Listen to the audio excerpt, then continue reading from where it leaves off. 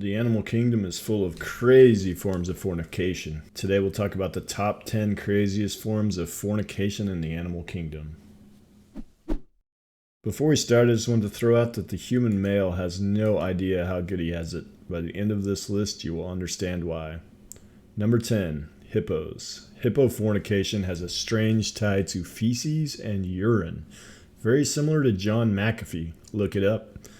Before mating, males smell the female behind or their urine.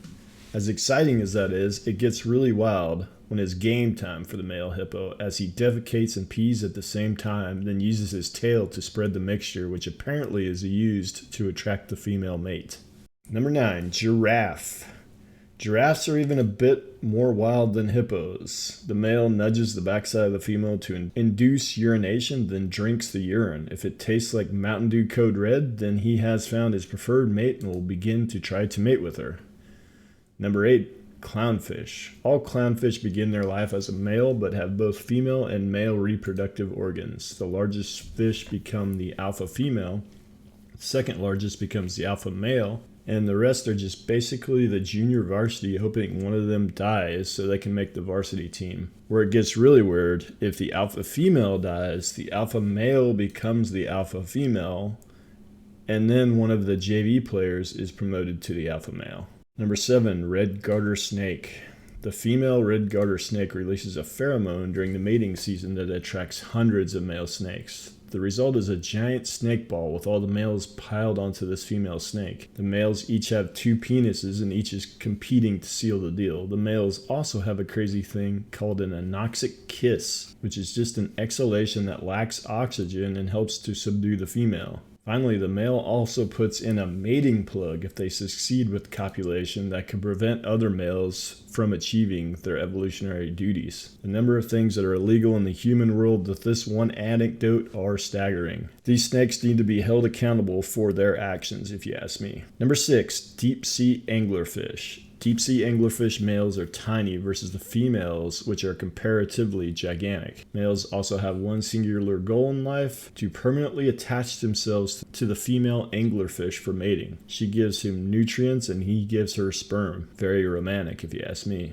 Number 5. Honeybees. This is where things start to get really bad for males in the animal kingdom. The male honeybee dies from intercourse as its phallus is ripped from its body afterwards, causing it to die. Not good times. Number 4. Brown Antichinus. The brown Antichinus stops losing the ability to produce sperm less than 1 year after birth. When this happens, it goes on a fornication spree, trying to spread its love juices around as much as it can. This frantic fun time ends up with a terrible ending, as it does nothing but mate and seek mates until it exhausts every last drop of energy and dies. It's not the worst way to go out, I would say. Number 3. Sea barnacles. Sea barnacles have a very distinct feature: the largest penis proportionally in the entire animal kingdom. They need this because, well, they are permanently attached to hard surfaces in the ocean. During frisky times, these mandingo wannabes extend this freaky thing out, wildly flailing it about until it finds what it seeks. It is both beautiful and terrifying at the same time. If you're a fan of massive phallus action, sea barnacles are definitely your thing. Number 2. Hyenas. Now we get really freaky. The female hyena has a pseudopenis. The male hyena has to enter the pseudopenis. This is, to say the least, not easy. To help the female can retract her penis. Even with that, mating is very much a trial and error thing for the male hyena.